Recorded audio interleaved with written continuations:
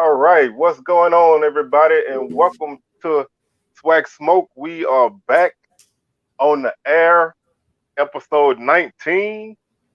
Man, Wow, we about to hit 20, bro. man, I can't even believe it, bro. You know what I'm saying? I can't even believe that we yeah, it's are at this crazy. point, man.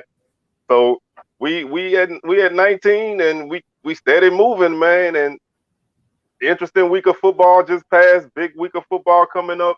Um, Coaching carousel, basketball. Man, you can't ask for much more than that. It's Right, you like swag sports. You know, his own. yeah, it's on and popping. You can't beat that. So with all Yeah, that being said, how you doing today, man? You doing all right? I'm good, man. I'm just still recovering from the Bayou Classic. My feelings was hurt pretty bad, but I, uh, I don't I, know. I'm glad I saw you before the game and not after, bro. I would have been you you. Oh, bro, I ain't talked to nobody, man. So I got up and got out. I don't even know. I had family members there from Grambling. I ain't see nobody. I usually go speak to my sister and them. I ain't go talk to nobody. I got out of there, man. So Grambling, y'all ran me out the dome. Um, we'll be back though. Oh yeah, I don't know. I think I was more hurt for a different reason than you, obviously, but we'll get into that as the game. Yeah, We get into the show. we'll get there. So you want to go ahead and run through these couple games that just Yeah, passed? yeah, yeah, All right. yeah. We start off with Mississippi Valley and Prairie View, which was an upset. I had to really look at, was PV even playing the starters? What was going on in that game? I remember I sent it to you during the game. I'm like, man, what in the world is going on? But Mississippi Valley defense, man, defense forced 3 turnovers. Valley was 2 for 2 on fourth down, 207 yards on the ground. Your boy Caleb Johnson went ham again. And then Jelani Eason had a solid game throwing the ball. So I mean, Valley, man, I hated to see some of those people transfer, but I like to see some of them coming back as well, and I like that they retained their coach, Vincent Dancy. I think they got a pretty bright future, man. If people stay locked in. Yeah, Valley came to play. I saw that score and I really could not believe it, man. I didn't think Valley could get it done. Like you said, I didn't know what was going on with Prairie View. I heard one of their best receivers got hurt in that game too, so that's a huge blow for Prairie View. But Valley took care of business. I gotta give Coach Dancy his props, and that team fought to the end. If they can keep most of them guys at Valley, they're gonna be dangerous in the future. Oh yeah, especially if they can sneak one or two out of the portal and get a few high school players to add to it. They're gonna be dangerous, man. All right, the FAMU Southeastern Louisiana game that kind of went as I expected. I mean, I told you before I felt like it'd be a one and done thing. The lack of run game, which I don't know if that's because they maybe got down early and just didn't run the ball much, but not much on the ground. Lack of conversions on third down. They couldn't stay on the field. Penalties. They had like 11 penalties, which is not good. I mean, Southeastern Louisiana just did what they do. Yeah, I think the first time I looked at that score, it was like 24-0, and I was like, Yeah. well, what can you do? From everything I gather, fam, you just went away from the running game early. I think they had a couple of decent drives to start, but they couldn't score, and Southeastern, tore them apart with their passing game. And once they got the lead built up, fam, you couldn't keep up, and they poured. I mean, it probably could have been worse. I think they pulled their starters. It was like 38-0. So, the playoffs are a different beast. If you're gonna get there, you got to come ready because they're never gonna give you an easy matchup to start anyway. So you have to be ready. And I thought FAMU, if they could run the ball, they could keep themselves in the game, but that just didn't happen. So once that went out the window, then it was just a feast for Southeastern. Right. Uh, one thing to add, I don't know if coaches panicked or not, but when you play them games, you can't try to play the game that they play. You got to play your game. So just because they throw the ball to me, you have to throw it. I mean, obviously you get down so much, you got to do something, but don't try to come out and abandon what you do well to match the other team. So I hope that didn't happen. Yeah, I mean, I think in a way it did from some of the things I read from people that was at the game. I think they got a little pass happy to start the game, and they kind of it's almost like if you play basketball and you play like a high tempo team, and you not a high tempo team, you want to get up and down the floor with them because they getting up and down the floor. You want them fast breaks and them layups and them easy threes. But if that's not your game, then you're gonna put yourself out of reach of the game. And I think that's what FAMU did. I think they wanted to go up and down with Southeastern, but they would have been better slowing it down Right. and controlling the clock. So they if this is, this was, I mean, it still was a successful season for them, but, the outcome didn't go the way they wanted, but hey, they made the playoffs. I guess, that's all you can really say. I'm proud of them boys, man, and of course, I've asked you a few times about why not us. I feel like I've grown closer to that program through that docu series, so I'm proud of them, man.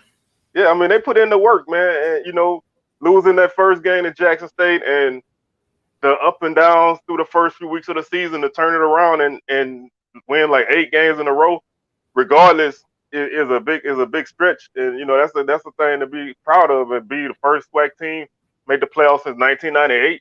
That's still an accomplishment. So no need to hang your head after the game. What happened, it happened, but you just build and move on from there.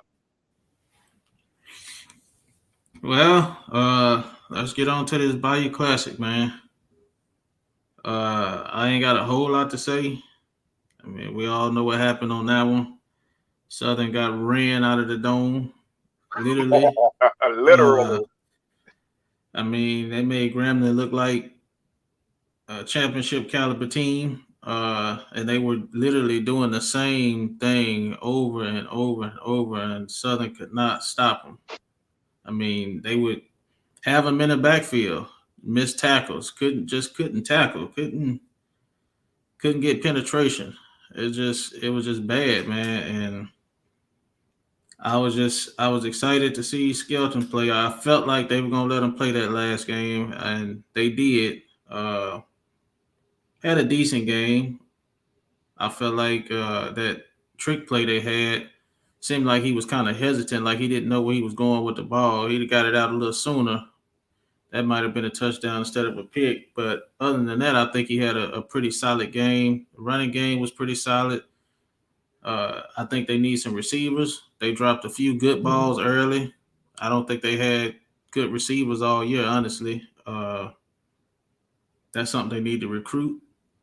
And the defense just was, I think they stayed in Baton Rouge at the end of the day. I think they just stayed. Yeah, first and foremost, I got to congratulate Grambling for winning that game. I That offense looked like no offense from Grambling all year. They were averaging 90 yards per game rushing. Coming into this game, they ran for 340, I think, or 330 something. Whatever they wanted, they got. I was sitting in the end zone, so I could see every hole open up. Quarterback scramble, Southern lose contain. This was the worst tackling game I saw from Southern since the Miles game, and that game was a very horrible tackling game. Grambling took the fight to him. Coach Graves had him ready. Um, Southern's coach did not have his team ready. He looked like he wanted to be anywhere else but the Superdome. He had 3 timeouts on that last drive and used them all to ice the kicker on a 29-yard field goal when he probably could have stopped the clock and got Southern the ball back with decent time. So poor clock management been an issue all year. Like you say, receivers dropped multiple passes, 2 touchdowns they dropped on the same drive. I think it was. It might be a different drive. 2 touchdowns they dropped. One was a wide open bomb, hit the dude right in his hands. He dropped it. One in the end zone, the receiver dropped it. Other than receivers, the offense I thought played a good game. So I don't have any complaints really about the offense. defense was just non-existent, and they got the game over with and got out of there.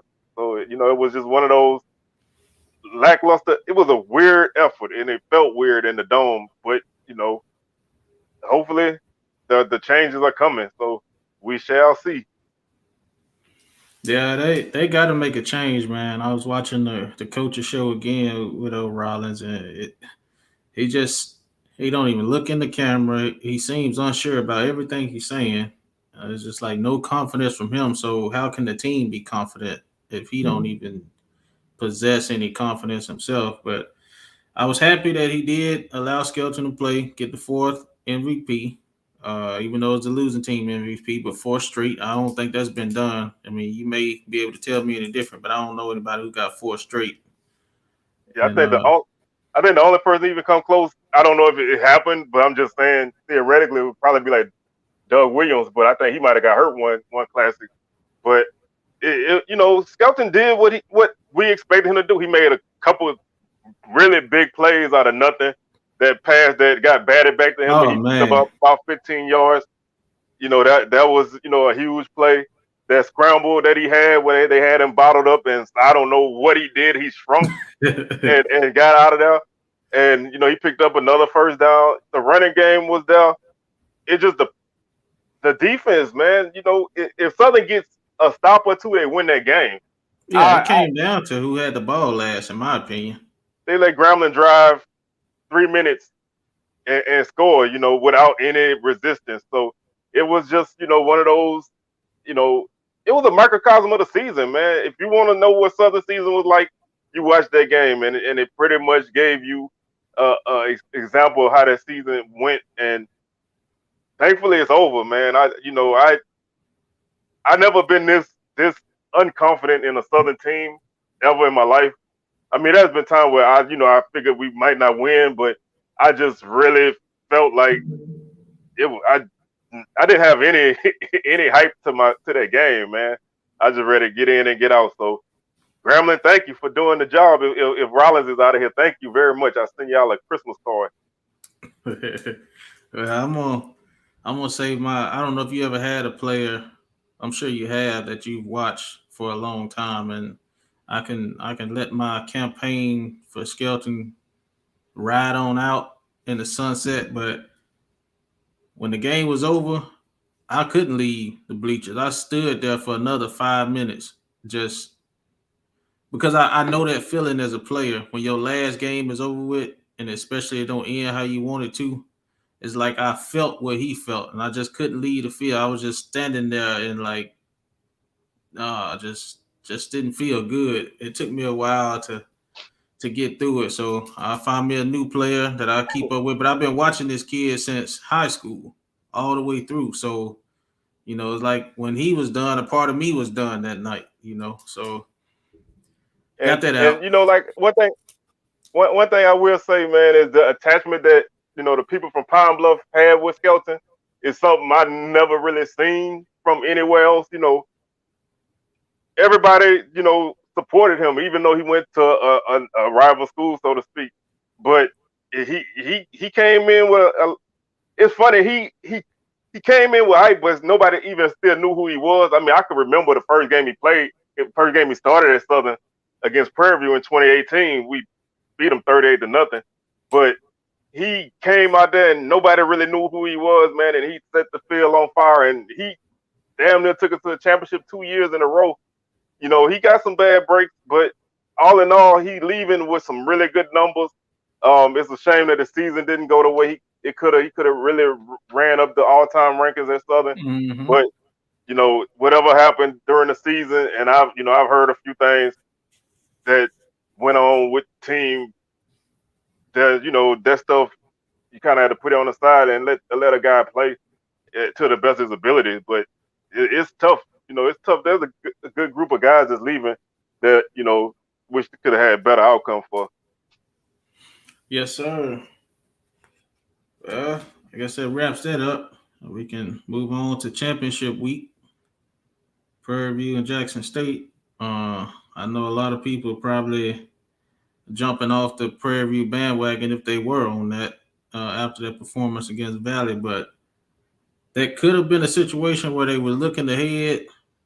Could have been a situation where they were looking over Valley. I don't know. Um, at the end of the day, I still think JSU is just too strong for them. Personally, I've been on record saying it all year. Prairie View just didn't. I think they're pretty decent, but they just hadn't sold me, and they still haven't up to this point. I respect them, but I'm not sold that they're a SWAC champion. So I mean, I got to ride with JSU on this one. Yeah, I mean, I'm the same. I felt like, and I've said this all year. Until Jackson give me a reason not to pick them, I'm gonna keep doing it. Um, whatever Prairie View, they have historically, well, under Dooley, they've been a poor second half of the season team. So I thought this would be the year that they kind of got over the hump. That game they had against Southern, I think that kind of made me feel like this might have been the year that they could put it all together. And then they turn around and lose the Alcorn and almost lose the Alabama State. And then losing the Valley sends you into the championship game on a 3-game losing streak. That's not the way you want to come into this game. They got some injuries to some key guys. I don't know the status of a few of those guys. I know Mullins is hurt. I think he's out for the year, regardless of what happens. I think Brooks got hurt against A&M. Uh, Paz got hurt. He got dinged up against A&M. So is this team healthy? Healthy enough coming into this game, and then yeah. all the talk about their coach. There's a lot of things swirling for Prairie View, man. And they playing they got all these things swirling, and they're going up against a Jackson State team that's hungry, and I'm feeling a little bit disrespected because they didn't get a lot of the all SWAC honors that they thought they should get. So they might they might really catch that buzzsaw Saturday. So hopefully Prairie View can play a good game. I mean, you never know once the game kick off. Jackson been notorious for slow starts. So maybe if Prairie View can get a lead, they might have a chance, but I don't really see it right now. Yeah, I'm actually rooting for Prairie View, honestly. I just don't feel like they're going to get it done, but I'd like to see Dooley. If he is on his way out, like people are speculating, I'd like to see him, win and make a celebration bowl berth on his way out. But right now, I just don't see it really happening. But I think if he, I really don't want to be putting that energy out there, but I think if he's going where everybody think he's going, I wish he was there a season sooner, but I think that program would be in good hands. Well, if we think about the same place, that's a 2-hour drive south on I-55. So he can just, go ahead and get off the interstate when they get the I-12 and drive straight to Baton Rouge and let the team stay on 10 and go to Houston, go to Prairie View. But um, this is not the time. I know this is coaching search time and all of that stuff, but this this is not the right time for Prairie View to be going through a lot of this stuff. So hopefully they can rally and be focused. But I know if we are talking about it, then they know about it. So it's going to be interesting to see if they can handle those kind of distractions, or if they even are distractions to them. Um, because the Bertha Celebration Bowl is huge, and I think if either one of these teams, whoever wins this game, I think got a really good chance of beating South Carolina State. So I think obviously if you beat Jackson State, then you should beat South Carolina State, and Jackson State should be beating South Carolina State anyway. So I think we got a better chance this year winning the Celebration Bowl than years past. Yeah, we definitely need that victory. Uh, I don't really see us losing that game unless we just go in there and just bomb it.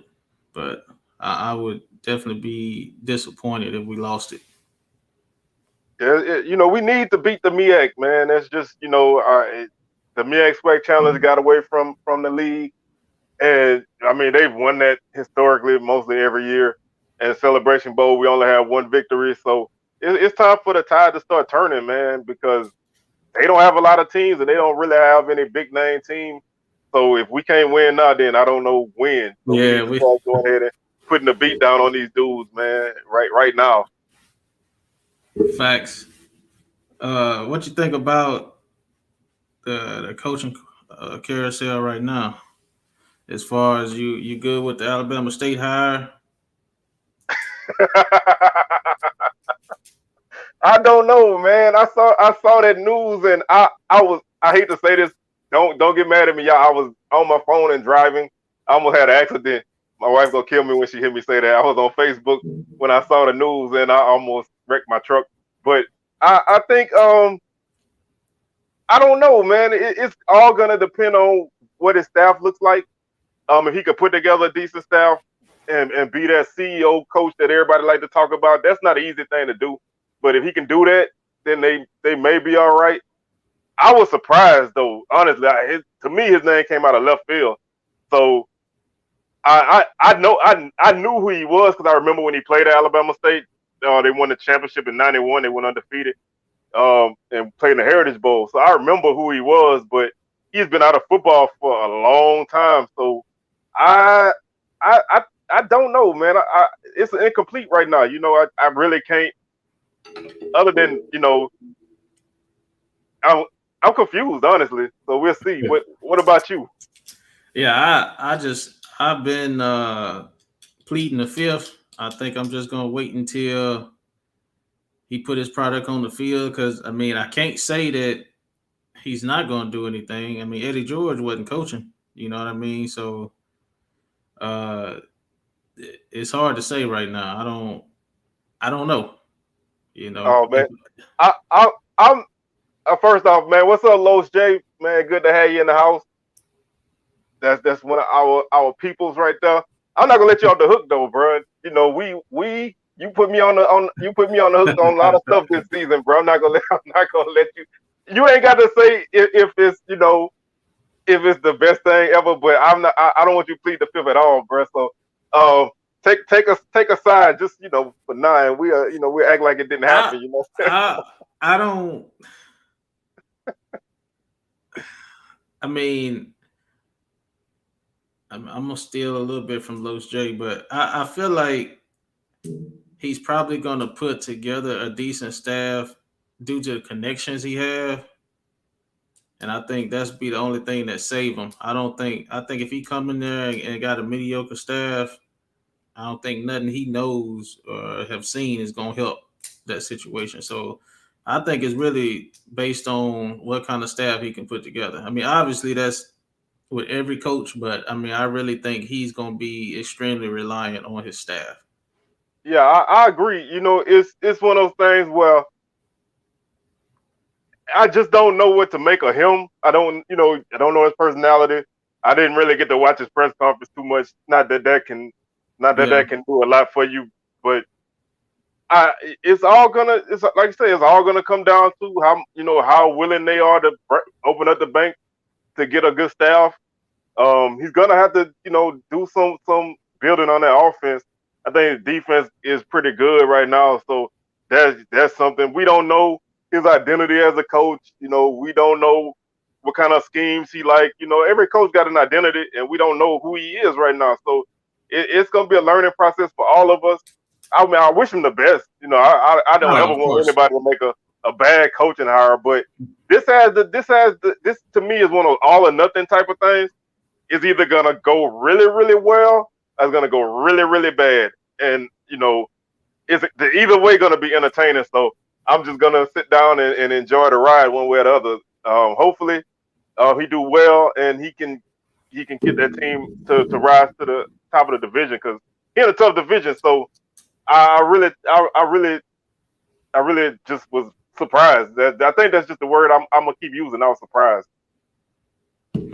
Yeah, his ability to recruit too. That's gonna be tough unless he got a heck of a recruit on his staff. He's gonna have to be able to go into these homes and get these guys when it all come down to it. So we'll see. Yeah, it's it's all gonna come down to getting guys because you're in a division with 3 teams that are gonna out recruit you pretty easily.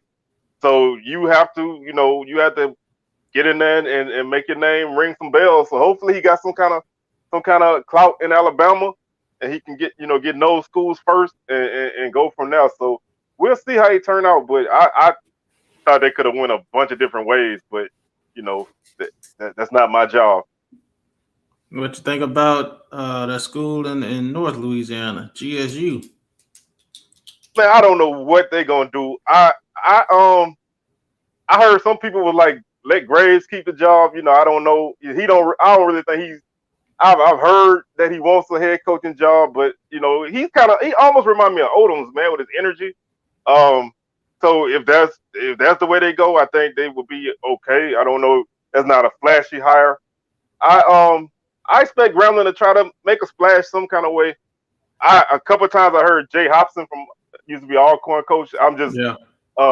I heard that name thrown around a few times, but nothing concrete from nobody.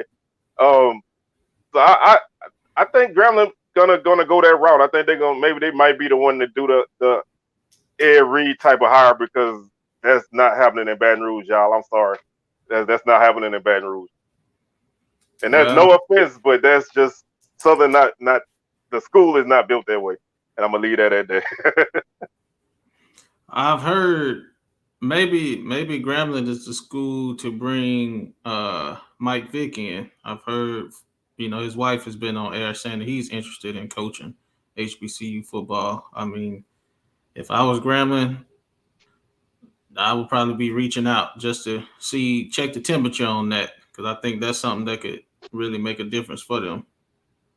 Yeah, I think Grambling has a obviously everybody know Grambling football is tradition rich, and it's historically one of the top programs, and it's the icon of black college football. So if they can get somebody with a name to go with their name, then Grambling gonna be okay. But Grambling's made some good hires over the years, so I don't expect them to do nothing less. They have a great AD at their school right now, Travion Scott. He was assistant athletic director at Southern. So he's got a nice vision of the future. So I trust whatever move he make. I think he's gonna make a good move there. So I think Grambling gonna be pleased with whoever they bring in staff.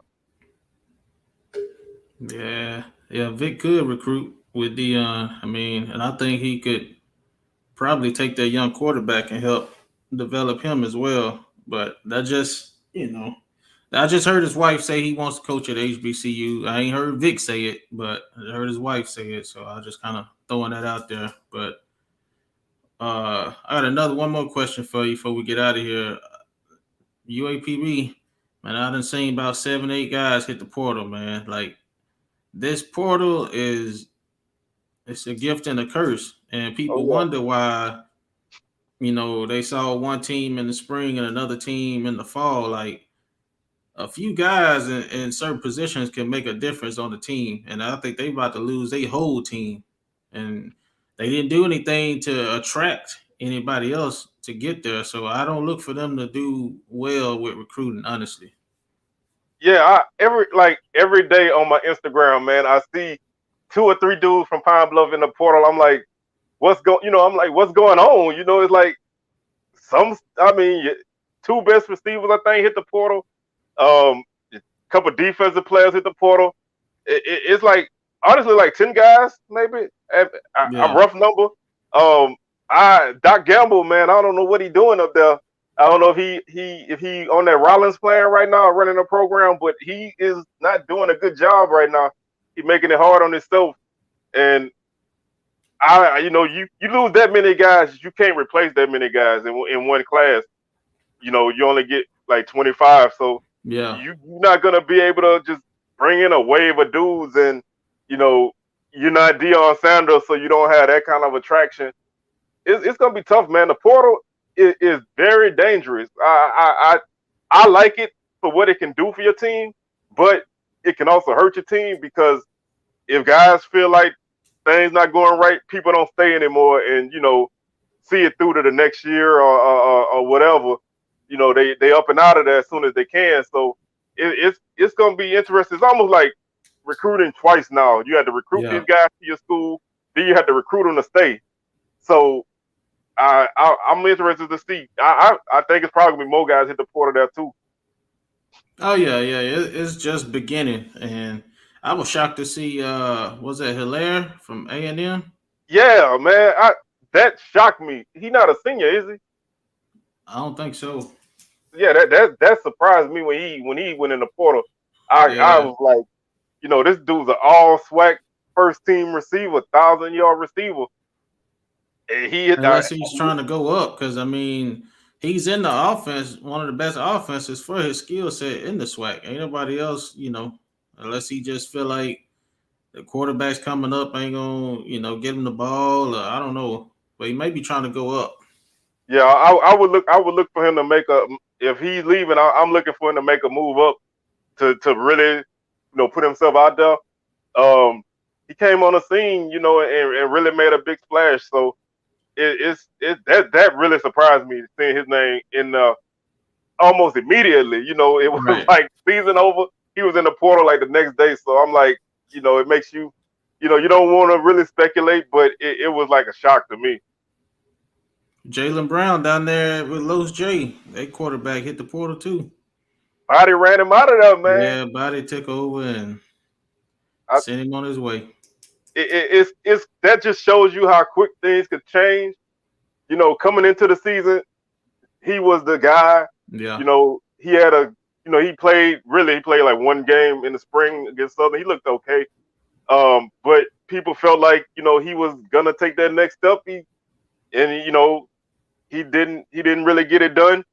And Andrew Body took over, and then, he didn't want to be a backup, so he out of there now. I don't know where he's gonna end up, but that's an interesting one to keep tabs on too, because he's a young guy. And he got an opportunity to go somewhere and make something happen, hopefully. That's a team that I'm really, really looking forward to their recruiting, the offseason pickups, and how they can put that together for next season. I think TSU is going to be another dangerous team. Them and Valley, we talked about them at the beginning of the year, and I'm very hopeful that those two teams are going to win some ball games next year. They hold on. Y'all got another quarterback committed? Are they trying to put something What y'all together? trying to do, man? Try to take all the quarterbacks, leave us on. We need some other ones. Here's a good one, man. I think they messed up with that one time transfer rule. That just open up the floodgates in the portal. I think I don't know, toothpaste can't really be put back in the tube now. Yeah, Guys are they just taking off. So I don't know what you can do to change it, but it for smaller schools, you don't really want them to become a feeder, like a minor league to the FBS schools. that's what So it's becoming, though. yeah, and you're seeing that with a lot of guys. Um, a lot of guys are doing that, and man, this quarterback thing got my attention. I need to man, who is this dude, bro? I need to find out who this is, because it this is very interesting to me. I need to know who this is. I need to keep tabs on what y'all doing out there. You still got that quarterback from Georgia coming, though, right? Yeah, man. That kid is. I've seen him play a couple times. He got a nice arm. He got pretty Is he good still moves committed? too. Is he As still far as I've committed? heard, he's still committed. I haven't heard any changes.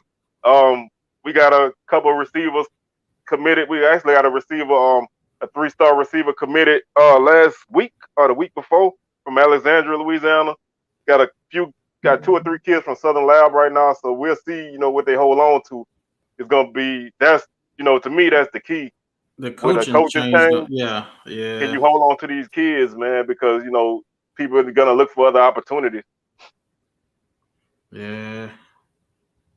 They ain't come back with the quarterback name yet, I guess. Yeah, they're trying to keep a secret. Yeah, keep it I'm gonna have secret out there. I, I'm gonna have to go offline and get this information, man. I need to know what y'all doing out there. Keep my eyes on y'all. I don't need no more teams coming up to keep my team down. So I need to keep tabs on what's going on out there.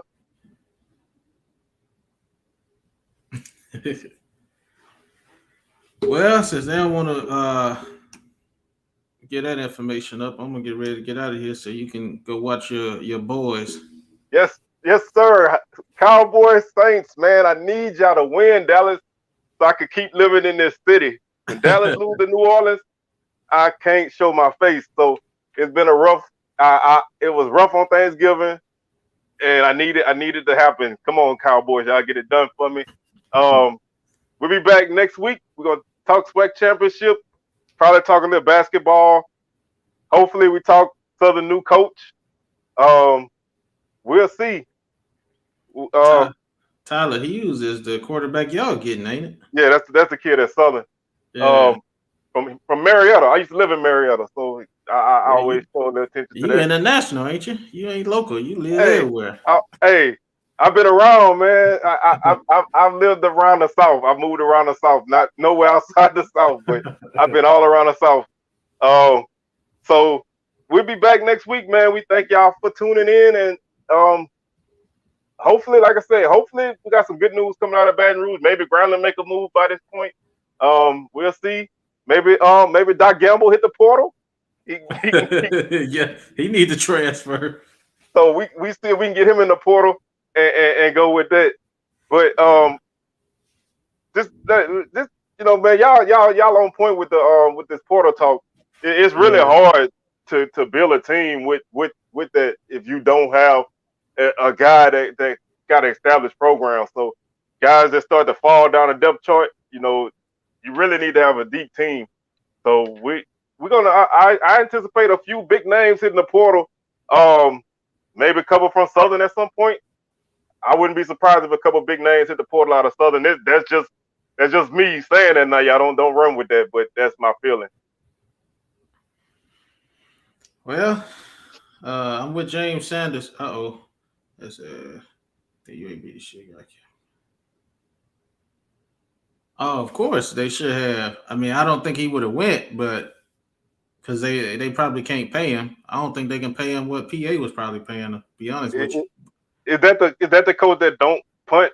Yeah, Kevin Kelly. Yeah, yeah. I was one of the only teams to beat him, man. I actually beat that school my senior year, but yeah, I don't think they could afford him, but I definitely think they should have gave him a shot. They got to do something because the coaches that they're getting, they're just subpar at best, man. It's just Cedric Thomas was probably about the best hire they had in a while, but other than that, for the last probably 20, 30 years, they just been subpar. Yeah, only other good coach y'all had was Archie Cooley, bro. I, Yeah, he, gunslinger. He might have did some illegal stuff, but he, we he, were he, winning. he cheated his butt off, but he won, bro. And he put points on the board. He didn't worry about playing no defense. One of my favorite quotes for him and was we gonna come running. We're gonna run on the bus and run off the bus. So it's like he didn't believe in running the ball. He wanted to throw it, and that dude was a character. But it's man, you got a couple minutes?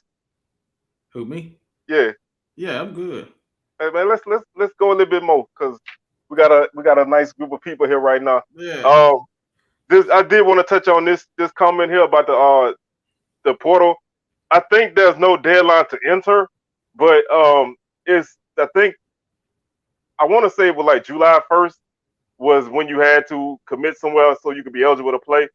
So I think it's like June or July. You have to be to pick the school, but you can enter the portal at any time. And I mean, we saw what hiring a white coach did for Alcorn. I'm not saying he was successful because he was white, but I mean, people got to realize, you're not. The only thing I'm pretty much against when it comes to that is moving the school to a PWI conference. I don't care what color the coach is because he can't change the SWAC culture. But I don't like the schools going to PWI conferences and losing part of the fan base and losing that culture during those games and stuff like that. So, but I do agree. I think some people would be talking, a little noise, but they had a white AD for a little while. So, I mean, they'll get over it once they start Oh winning. Because yeah, Alcorn was the same way. They was talking trash about Jay Hobson until he started winning.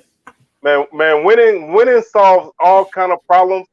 If y'all remember back in the '90s, Southern had a white quarterback by the name of Marcus Jacoby. When he came to Southern, obviously nobody wanted him there. I actually one of a guy I knew was in line to be the starting quarterback, and Jacoby beat him out for the job. He went to Grambling. Y'all know Lionel Hayes. He went to Grambling and did his thing under Doug Williams. But once if you win, they don't care about what color you are, man. Now if you lose, that's a different story. But Yeah. they gonna they're gonna accept you if you win. So all you have to do is put yourself in position to win. Um, I wanted to answer this question here real quickly. Um, no, Not a chance. no. Unless I hope there's not Coach Rollins asking me that, man. Don't sneak up on me. But I think at some point every school that had a couple Oh yeah. long non-white kickers. We had a white center one year, and we actually have a white defensive lineman on our team this year as well. So it's kids want to play. I think you just have to think outside the box and come up with. And if you're gonna do it, then you have to be all the way in it. But I'm open to anybody if they can do the job.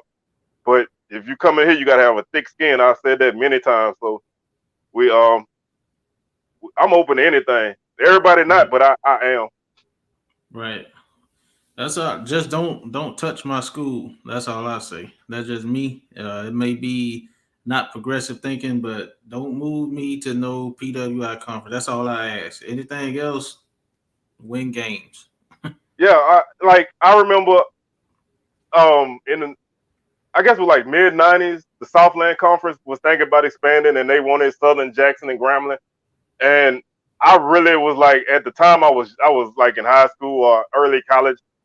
I honestly was like, man, we should go because Southland was a pretty decent conference at that point. Yeah. But thinking back on it, I'm like, well, that's not that's not what I would do now at this point. Um, let's see. Let Phil Ross hit my Instagram, my SWAC page, my SWAC Talk Instagram, and I'll see if I can let some people know who about him, man. So I'll spread the word. And one thing about they talk about Pete Richardson. Nobody in Baton Rouge wanted Pete Richardson when he came to Southern. We had played Winston-Salem State the year before we hired him, and we beat them 41-14, and our team was not good. And so when they hired him, people were upset. They were upset. They did not want him here. We actually ended up with him on a fluke because we were supposed to get Houston Markham, who was the coach at Alabama State at that time, and he was about to sign the contract and change his mind. So they had to scramble and pick somebody that I guess they pulled his name out of hat, and they picked Pete Richardson, and the rest is history from now.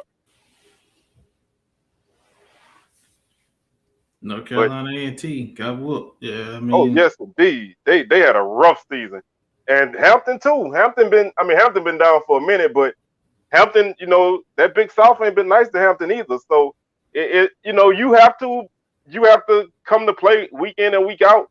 You gotta accept those weird calls that you're gonna get away from your stadium.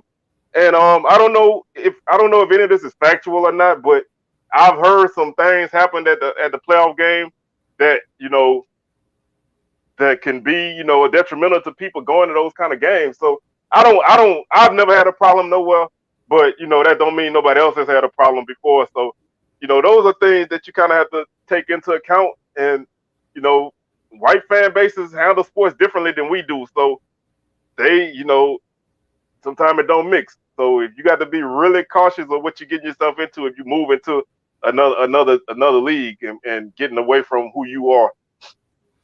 Yeah, I can agree with that, and I think there's a stigma that comes along with HBCU. So I agree with you saying you might not have had an issue individually, but I remember working in corrections earlier this year. I was sitting back and some real quick story. Some inmates were having conversation. I try not to get in a personal conversations, but I heard a white guy inmate say, they have an all white college and it's racist. They have an all black college and it's cool. So I didn't say nothing. And I simply asked him. I said, "What is an all black college?" He said, "Well, they got one, FAMU."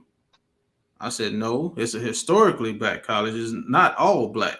I said, "All kinds of people are welcome on that campus and go to those schools." So my point is, some of those, when you talk about HBCU, that's their, you know, perception of it. They think it's something that it's not. And I said, "Do you realize why they came about, right? Because we couldn't go to school with y'all, right? You understand that, right? You created this, right?"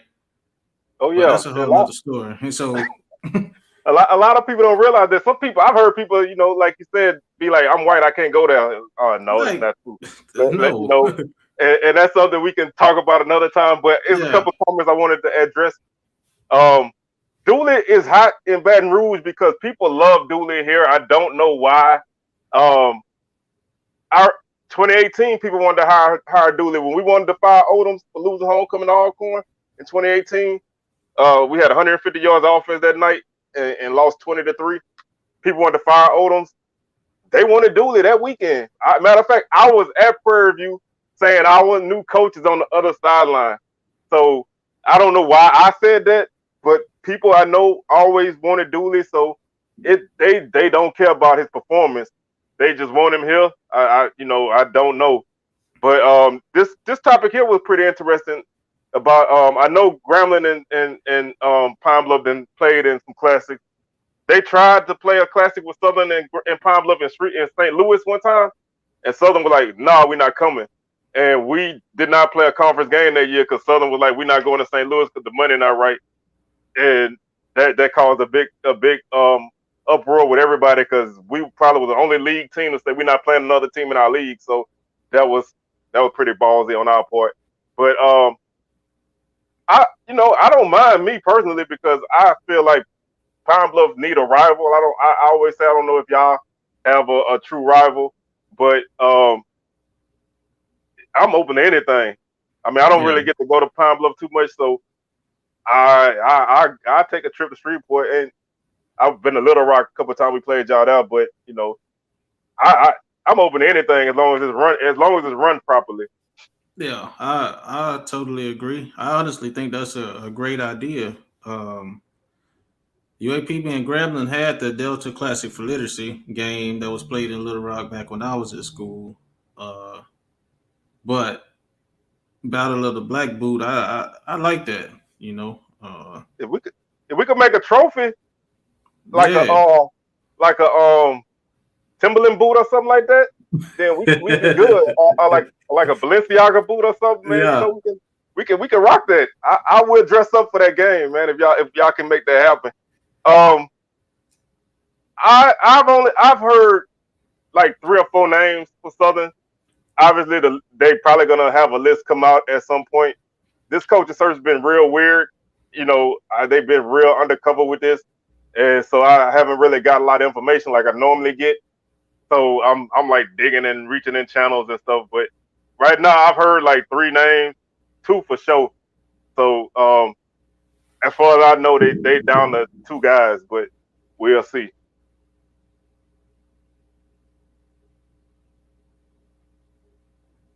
And one of them obviously is Dooley, so y'all know that.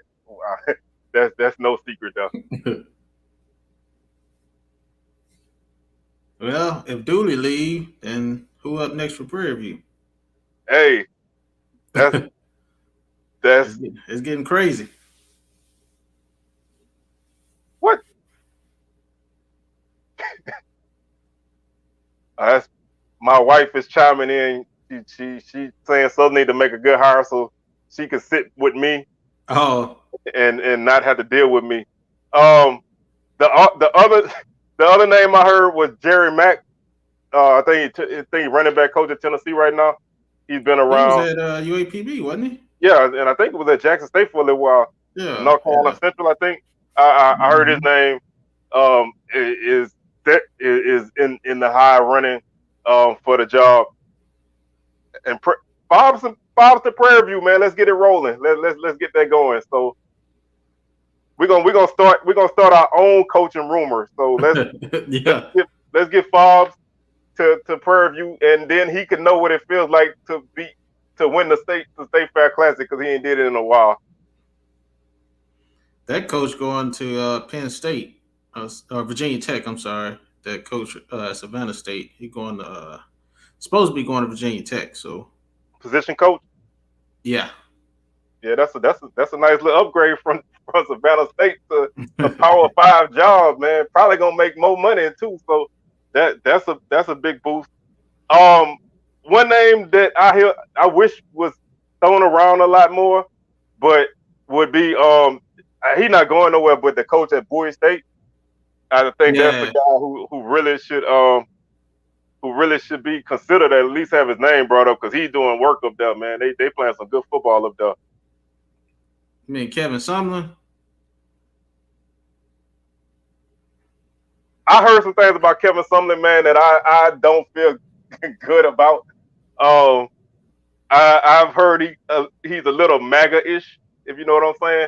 Yeah. So I don't know if there's any truth to that, but I've heard that, and that, I mean, you don't really need to coach at a black school if you on that wave. But I like Dancy going anywhere. PV break the bank, get Dancy. They got to buy his contract out. Oh, they can do that. I know Valley ain't paying that man that much money. So this is gonna be a fun off season in football, because I think we're gonna have a couple unexpected jobs open up. So we Kevin Steele? Wow. That dude, the defensive coordinator, used to be at Auburn. Auburn? Yeah. I think he coached at A&M too a little bit. If he interested, I mean, he got a pedigree, but I never was a fan of his defenses. Yeah. But we like I said, the list of names is gonna always surprise everybody when you hear those names from pretty much every school. So I that's another part of the search I eagerly anticipate, is when the names come out and you see who we could have had. So we'll see. Somebody needs to go after Coach Samples, Duncanville High. Yeah, they got a program. Duncanville been good for a long time. I think, you know, if you can find a good coach, you need to, you know, if you need to look at the high school ranks, there's a lot of good coaches on that level that want to break. I think it's, you know, it's anything to get a boost. Now, it's got to be a guy from your area, I think. You know, I don't think, unless it's like some national program that you can go out and get a guy from. I wouldn't hire a coach from Lakeland High in Florida to coach at Southern, because nobody would know who the heck he was. But yeah, we're trying to do big things on campus, man. I think they allocated $300 million, and I work in construction, and I do a good bit of work at Southern. So the campus is changing, man. I don't know if y'all haven't been there in a while and you've been there before, it's gonna look a little bit different. They talking about doing an expansion, the Mumford Stadium, closing in the south end zone and putting a Hall of Fame in the stadium, new parking, an indoor practice facility. They're talking about building. So it's a huge document with like 150 pages that I think I'm gonna throw the link up on my Instagram, and I might throw it up here if I can find it. Y'all can check it out, because it's a lot of things that they talking about, basically redoing the entire campus.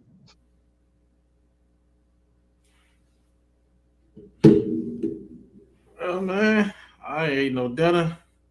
And me either. And I got to get my grub on and watch this game. So I want to thank y'all, man, for being here, man, and thank y'all for all the comments. And we'll be back next week. So hopefully you guys will tune in, and hopefully we have a lot to talk about, and we'll see y'all then. So that's a good I don't think Charlie Strong going nowhere. I think he counting a lot of checks from a lot of different schools. He's probably real comfortable. Yeah, see, don't need no food. I need a little something though. See, well, he all right. I need a meal. I'm about to go ahead and get my grub on, man. So we gonna holler at y'all, man. Y'all enjoy y'all Thursday and y'all weekend, and watch the SWAC Championship game. And we'll holler at y'all. Up. All right.